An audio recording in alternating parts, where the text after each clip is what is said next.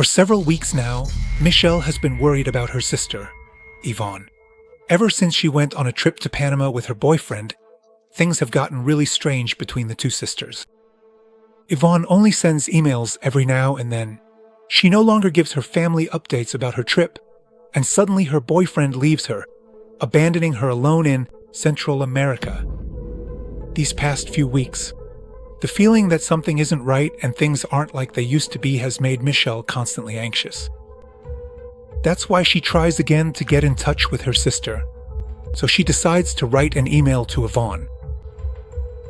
I just want to make sure you haven't been kidnapped or that someone isn't pretending to be you. I've gotten a bit paranoid and suspicious. I'm suspicious. Maybe I've just watched too many crime movies.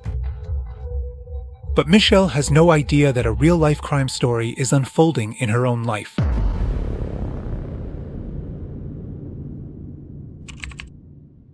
For Yvonne, an exciting new chapter begins in her life in September 2011. She and her boyfriend Brian want to travel to Central America. They want to see the world and live in Panama for a while. Finally, for these two, it's the right time to leave their ordinary lives in California and start a new chapter in their lives. Brian and Yvonne have been together for 2 years, and they met in 2009. That was right after Yvonne had separated from her ex-husband. In 2011, because he was working in the military, he had quit his job, and Yvonne also lost her managerial position, her high-paying job at Procter & Gamble. They came to the conclusion that it seemed like everything was coming together for them to start their dream adventure. That is, leaving their old lives behind and traveling around the world. September 2011 was when this couple's journey began, and their adventure started in Central America. First, they go to Carana Island and plan to stay there for a while, so they rent a beach house and start looking for friends. Brian introduces himself at a few bars and cafes, hoping to work there as a guitarist and singer to make some money. Ivan also starts sewing swimsuits to sell to the island's tourists. She regularly updates her family about her new life. She emails her sister Mizhel almost every day. She always says that she's happy with Brian and that Panama feels like paradise to her. Every day, they spend time together on the beach and just enjoy themselves. But a little later, in late November 2011, Ivan's communication with his family suddenly stops. For 2 weeks straight, his family tries to get in touch with Ivan, but he doesn't answer their calls or emails. The family is anxious. They keep reassuring each other that maybe he's just busy or simply forgot to contact them, until his sister Michelle, on December 14th, gets a text from Brian that terrifies her. She reads the message several times, trying to make sense of it. The thing was, Brian had returned to the US. He wanted to pick up his pickup truck, which had been left with Michelle during their trip. Michelle bombards Brian with questions, but Brian can't tell Michelle exactly where her sister is, because the two of them had separated during their trip in Panama. The reason was that Yvonne had found out Brian had a child with another woman and had kept it a secret from her. Now the family's worry grows even more. They kept asking themselves, if Brian's story is true, then why hasn't Yvonne contacted them? Why hasn't she come back to America? And why does Michelle have to hear from Brian, weeks later, that the two of them had separated? Michelle finds this whole situation strange, so she gives Brian an ultimatum. He can only get his van back if he goes to the police and reports her sister as missing. But Brian refuses. Around this time, Michelle finally receives a strange email from Yvonne. "Hello, sister. I just wanted to briefly tell you that Brian and I have separated. I should have listened to my gut feeling. I should have trusted that he's a lying cheat. Now, I'm traveling to Costa Rica with a man I met here after we arrived, alone and without Brian." On one hand, Ivan's family is happy that they finally heard something from her. On the other hand, this email seems suspicious to them. Ivan isn't the kind of person who would continue her trip with a strange man she doesn't know. Anyway, the days go by and their bad feeling continues in the following weeks. When they don't even hear from Ivan at Christmas, their worry reaches its peak.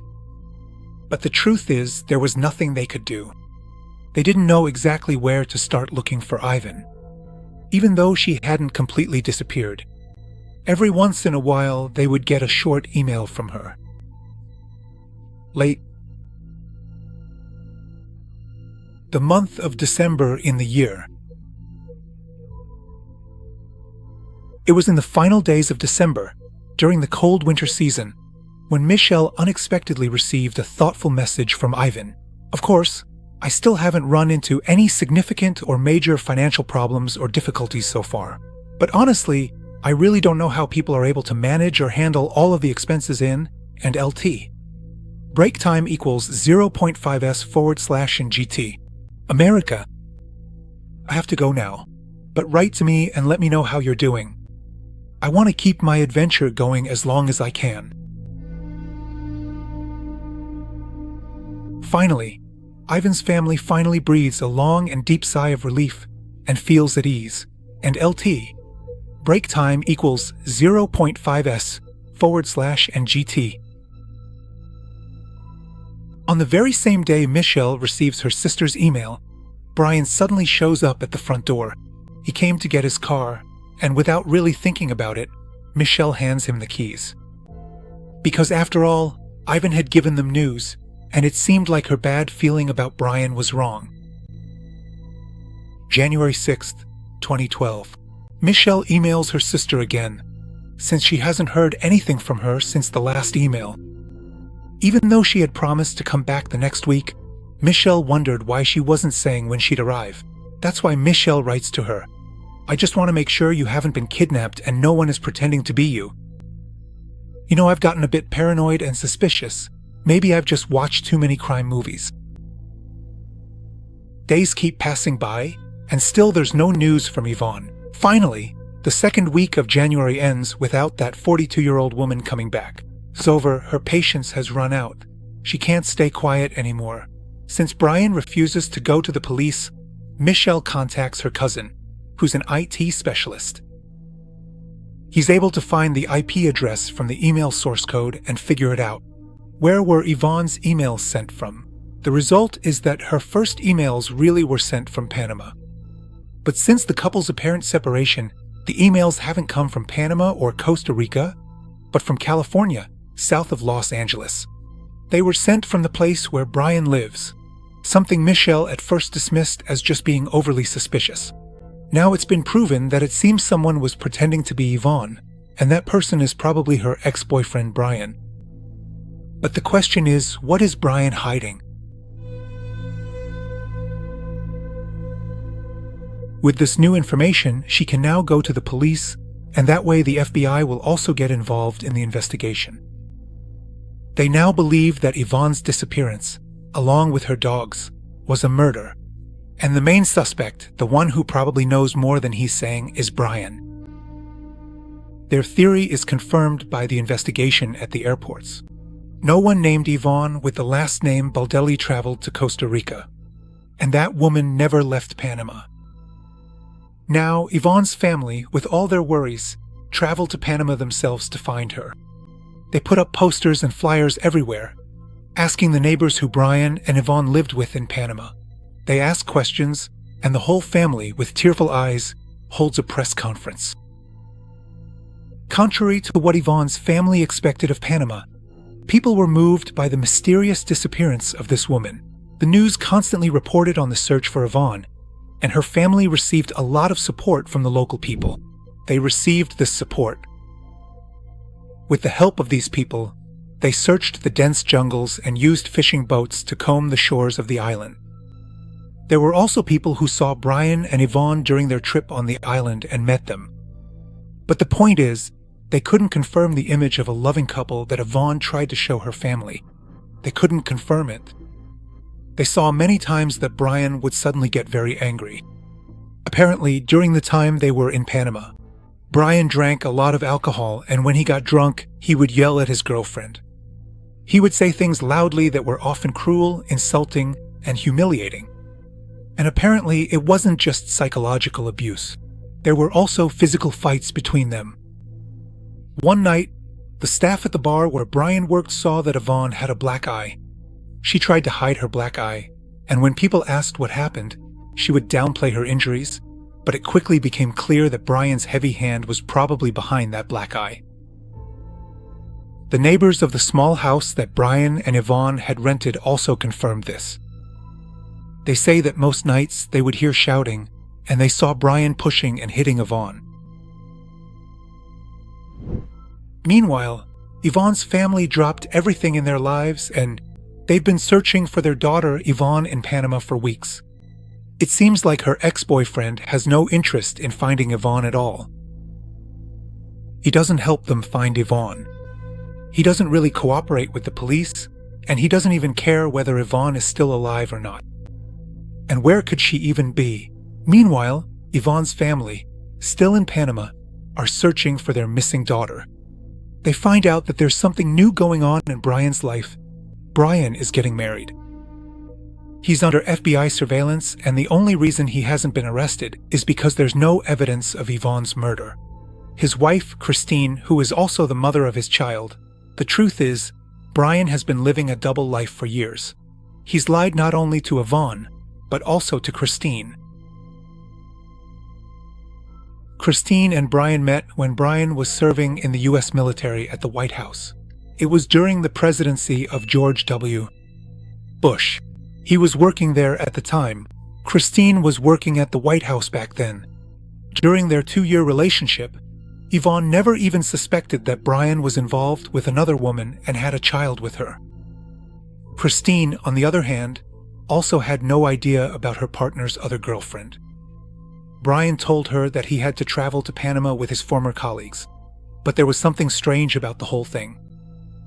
When the FBI questions Christine about her husband's double life, she doesn't seem all that surprised. In fact, she even defends Brian. She says she can't imagine that he would ever harm Yvonne. The FBI questions Brian again after his wedding, while Yvonne's family's life has completely fallen apart and their world has changed. For them, life is now just about searching for their daughter, while Brian's life goes on completely normal. He lives with his wife Christine and their daughter near San Diego, spending most of his free time playing golf. When the FBI comes to Brian's house to question him, he's playing with his daughter. During the 4-hour interrogation, he sticks to his previous statements. Yvonne left him in Panama for another man. He says when he came back, there was a note left for him. It said, "I'm going to Costa Rica with another man. Lose my number, you jerk." But the FBI traced the IP address of the emails and found out they weren't sent from Panama or Costa Rica, but from Southern California. They confront him, and that's when this 39-year-old man finally pauses and starts to feel threatened. "Look, Brian, I want to lay all the facts out on the table. The IP addresses aren't from Costa Rica or Panama. They were sent from here." "What? From here?" "Yes, from here." "No." As those 2 FBI agents are leaving, something catches their eye. A laptop, exactly the same brand as Ivan's laptop. They seize the laptop, and this discovery pays off. It really was Ivan's laptop. With that laptop, Brian could easily send emails to his sister under Ivan's name. But that wasn't all. They found even more things. Ivan had saved some selfies on his laptop that showed the injuries Brian had inflicted on him. They clearly showed the wounds. Before we continue with the story, please support us by liking and subscribing. Thank you so much. Among them was a photo of the same black eye that people had seen at the Panama bar. They had seen it. In addition, the FBI found some disturbing search histories. How to clean bloodstains and how to remove blood from a mattress. The investigation team is sure that these searches weren't done by Ivan, but by Brian, after he had killed his girlfriend. Apparently, the noose was slowly tightening around Brian. The FBI had caught him red-handed.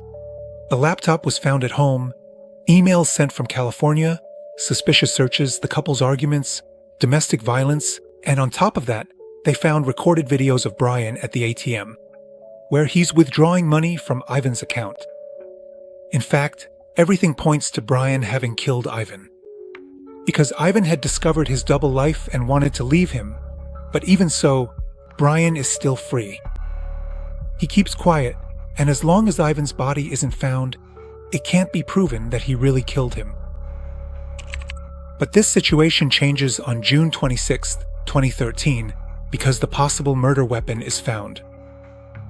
The FBI found out that Brian sold the machete in Panama through Facebook. There was nothing written in that ad. It was only used once. Brian is charged with concealing Ivan's death, but not with murder. Even though the FBI managed to find the buyer of Brian's machete and even got hold of the actual weapon, but there was no trace of Ivan's DNA left on the machete. Just a few weeks after Brian's arrest, Ivan's family and the FBI finally discover a bitter truth. A local man finds a bag in the jungle that was full of human bones. DNA testing confirms that the remains belong to Ivan. From the marks on the bones, it was clear that Ivan had been killed by stab wounds. After that, his body was dismembered by Brian with a machete. The remains of Ivan's dog were never found, but the investigation team believes the dog was also killed. Now, in the midst of all this chaos, a bureaucratic dispute breaks out between Panama and the United States over which country should prosecute Brian. Meanwhile, Ivan's family endures yet another heavy emotional blow. Michelle becomes seriously ill. Those last years, she had dedicated her life to finding her sister and bringing Brian to justice, and now she only had a few weeks left to live. But even in her final days, Michelle devoted herself to her sister. She testified against Brian. Her testimony was recorded on video and used in the subsequent trial. After giving her testimony, Michelle collapsed and passed away a few days later. In 2016, Brian's murder trial finally begins in California. He pleads not guilty, but the prosecution has an ace up its sleeve. During the trial preparations, Brian's knife is re-examined. The first time, they hadn't realized that the handle of the knife could be detached. Apparently, Brian hadn't noticed this either. Because apparently, after the murder, he cleaned the knife and the handle, but didn't take the handle apart. That's why, under the handle, the authorities found blood, and DNA testing showed that the blood belonged to Ivan. The evidence becomes so strong that even his defense attorneys can't do anything anymore. After 5 years of silence and lies from Brian, he finally confesses to killing Ivan and is ultimately sentenced to 26 years in prison. Amazingly, his wife Christine still supports him to this day, even after his confession. For Ivan's family, the court's verdict marks the end of 5 years of despair and injustice. At last, his family can lay Ivan to rest. A burial at sea ceremony, just the way he wanted. This ceremony isn't just the end of 5 years of searching for Ivan and wondering about his fate. It also means that now both of his daughters can finally be together again.